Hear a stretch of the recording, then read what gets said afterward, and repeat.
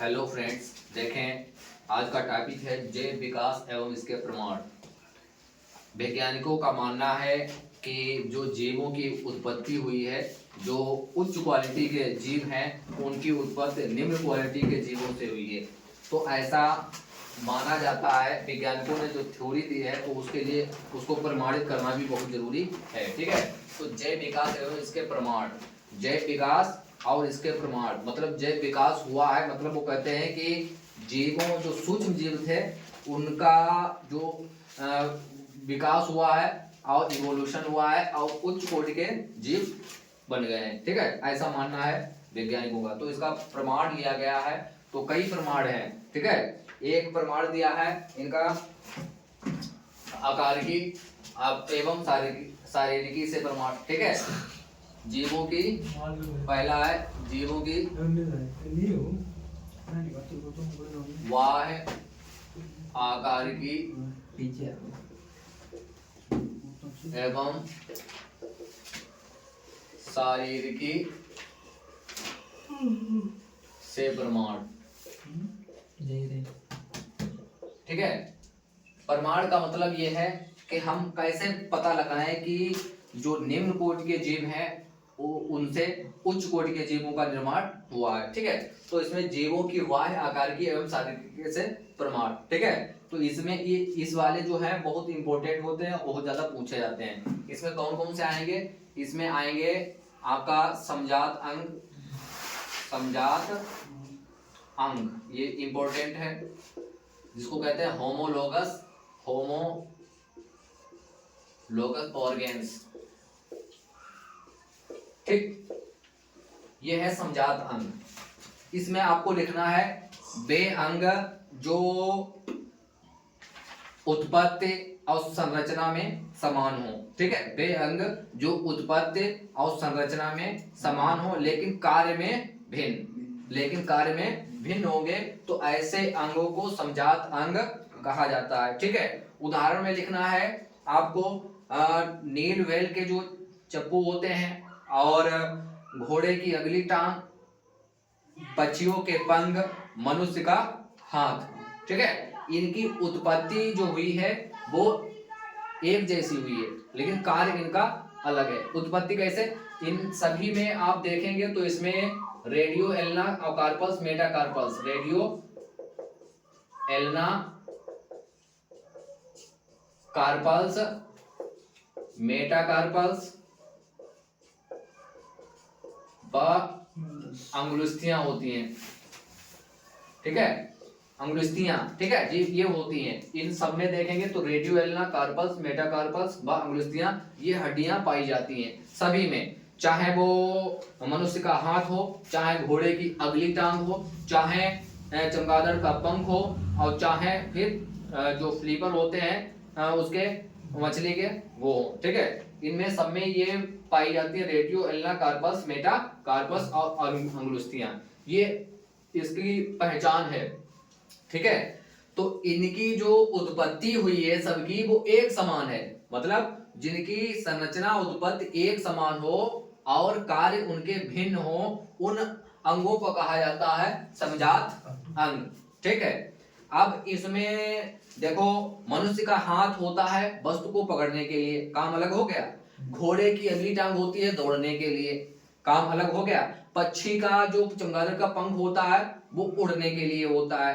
ठीक है, तो और स्लीपर के जो होते हैं उसके मछली के वो तैरने के लिए होते हैं। तो कार्य सबका बटा हुआ है, कार्य अलग है लेकिन उत्पत्ति सबकी समान है, तो ऐसे अंगों को हम समजात अंग कहते हैं। ठीक है, इतना इसमें याद रखना, ध्यान रखना। दूसरा जो आता है वो आता है समरूप अंग, समरूप अंग या समृद्ध अंग, समृद्ध अंग इनको कहा जाता है एनालॉगस ऑर्गेन्स, एनालॉगस ऑर्गेन्स इनको कहा जाता है। ठीक है, अब इसका उल्टा कर देना है, बात समझे? मतलब समजात मतलब जिनकी उत्पत्ति समान हो। अब समरूप, ठीक है, समरूप में इसमें उत्पत्ति भिन्न होगी लेकिन कार्य इनके समान होंगे। ठीक है, वे अंग जिनके कार्य समान हो लेकिन संरचना एवं उत्पत्ति में भिन्न हो। ठीक है, उन अंगों को समरूप अंग या एनालॉगस ऑर्गन्स कहा जाता है। ठीक है, इसमें इतना लिखना है। और इसमें उदाहरण जो देना है वो पक्षियों का उदाहरण देना है, पक्षियों और जो कीट हैं। ठीक है, कीट। अब इसमें जो काम, जहां पक्षी चाहे हो पक्षियों के पंख हो और चाहे कीटों के पंख हो, बात समझे, चाहे पक्षियों के पंख हो चाहे कीटों के पंख हो, काम इनका दोनों का उड़ना है। ठीक, लेकिन इनकी संरचना, भ्रूणी उत्पत्ति भिन्न है। कैसे?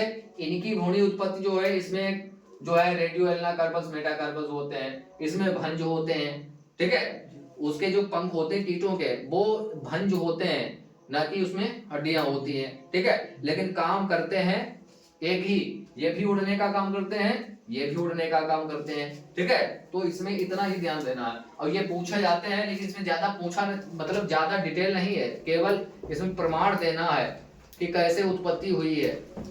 उच्च जीवों से निम्न जीवों से उच्च जीवों की उत्पत्ति हुई है, इनका ये प्रमाण दिया जा रहा है कि देखो इनसे उत्पत्ति हुई है। जो पक्षी हैं और कीट हैं, ठीक है, दोनों का कार्य एक है, ये भी उड़ने का काम करते हैं, ये भी उड़ने का काम करते हैं। ठीक है, इसमें दिखाया गया है कि रेडियो एल्ना कार्पस मेटाकार्पस एवं अंगुलियां ये सब में पाई जाती हैं। तो हो सकता है कि इनका विकास एक, इनके पूर्वज एक ही हो। ठीक है, इनके पूर्वज एक ही हो, ऐसा माना जाता है। फिर है अवशेषी अंग। अवशेषी अंग, अवशेषी अंग वे अंग होते हैं जो पूर्वजों में कार्य करते थे, लेकिन अब हम लोगों के जो अवशेषी हो चुके हैं, अब वो कार्य विहीन हो चुके हैं, उनका कोई कार्य नहीं है। ठीक है, तो अवशेषी अंगों में आपको मनुष्य में लगभग 100 अवशेषी अंग हैं। कितने हैं? 100 अवशेषी अंग हैं मनुष्य में। मनुष्य में लगभग 100 अवशेषी अंग हैं। ठीक है, जिनमें प्रमुख है क्रमि रूप परिशेषिका